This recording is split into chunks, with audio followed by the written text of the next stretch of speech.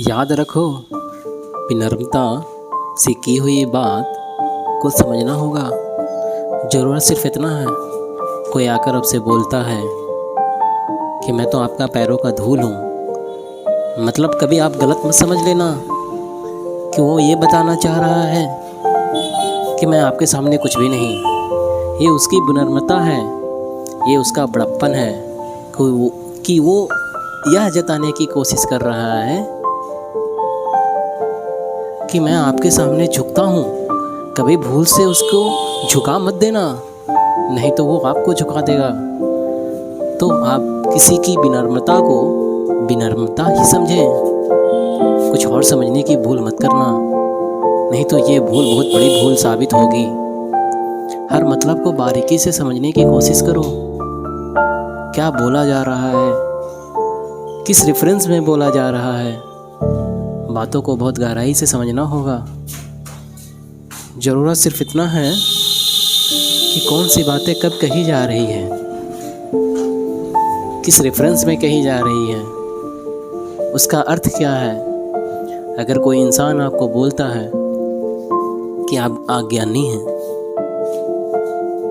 अज्ञानी होना इतना आसान बात नहीं है।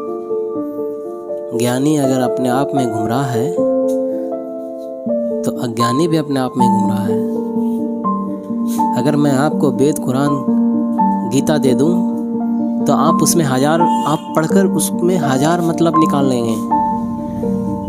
वो ग्रंथ आपको ये नहीं बताएगा कि इसका मतलब ये है। वो खुद आप आईना है।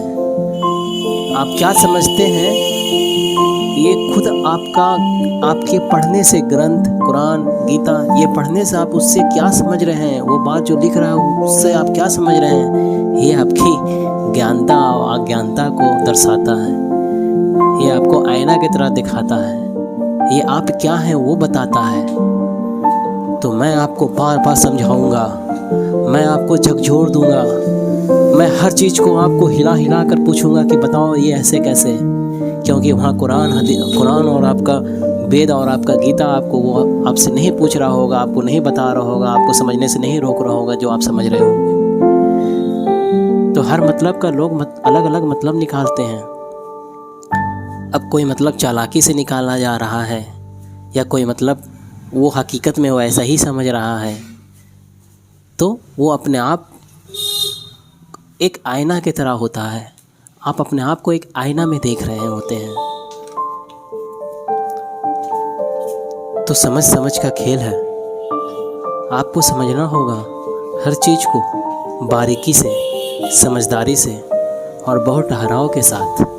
आपको जल्दबाजी नहीं करना होगा। जहाँ भी आपको चीज़ों को देखना है, बहुत आपको चेतना भरी कॉन्शियस होकर सोचना है।